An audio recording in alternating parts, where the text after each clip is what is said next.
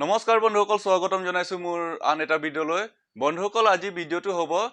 সাজাৰ বনোৱাৰ ওপৰত মানে সাজা কেনেকুৱা বনোৱা হয় সম্পূৰ্ণ প্ৰসেছটো মই আপোনালোকক স্টেপ বাই স্টেপ দেখুৱাই যাম ভিডিঅটো স্কিপ নকৰাকৈ হেওলকে চাব তেতিয়াহে আপোনালোকে ভালদৰে বুজি পাব যদি ভিডিঅটো ভাল লাগে লাইক কমেন্ট শেয়াৰ আৰু সাবস্ক্ৰাইব কৰিবলৈ নাপাহৰিব মোৰ নাম এমজি আপোনালোকে চাই আছে মিস্ত্ৰী গুৰুজী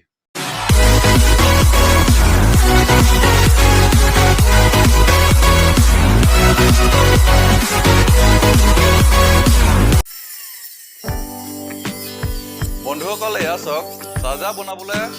প্ৰথমে কাঠৰ সাইজ কৰি ল'ব লাগে মানে খিৰকিটো আপোনাৰ যিমান লম্বা হয় সেইটো সাইজত কাঠ কাটি ল'ব লাগে কাঠৰ সাইজ মানে খিৰকি যিমান লম্বা হয় সেইটো সাইজত কাটি ল'ব লাগে আৰু বহলটো জুখি বহলটো যিমান হয় সেইটো সাইজত কাঠ কাটি ল'ব লাগে দীঘল আৰু বহল সাইজ কৰাৰ পিছত আপোনাৰ বাংখি কাৰণে দীঘল থাকিব আপোনাৰ 1 ফুট আৰু বহল হে একে সাইজ থাকিব 18 ইঞ্চি বন্ধুসকল এতিয়া কাঠৰ সাইজ গোটেই হৈ গ'ল এতিয়া আপোনাৰ ফাৰ্মা ফিটিং কৰিব লাগে ফাৰ্মা কেনেকৈ ফিটিং কৰা হয় এয়া চাই লওক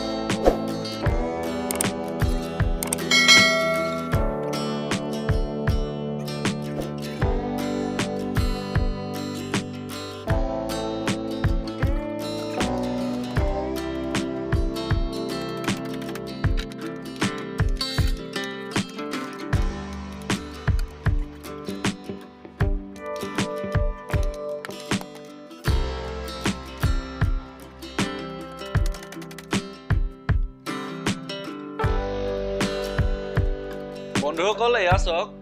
ফাৰ্মা ফিটিং কৰি হৈ গ'ল এতিয়া থাকিল ঢালাই কৰা কাম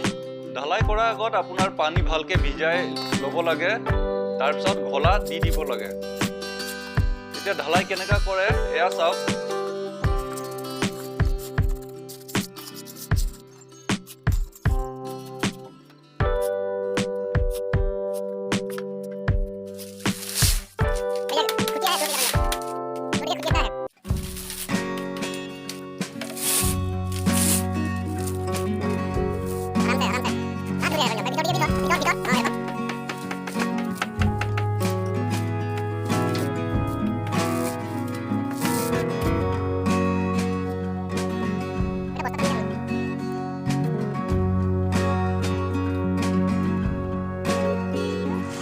বন্ধুসকল এয়া চাওক সাজা বনাই হৈ গ'ল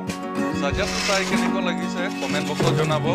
আৰু এতিয়ালৈকে যদি ছাবস্ক্ৰাইব নাই ছাবস্ক্ৰাইব কৰি থওক লগতে বেল আইকন হিট কৰি অল অপশ্যন সিলেক্ট কৰি ল'ব তেতিয়াহে মোৰ নতুন ভিডিঅ' নটিফিকেশ্যন আপোনালোকে পাই থাকিব ভিডিঅ'টো শেষলৈকে চোৱাৰ বাবে ধন্যবাদ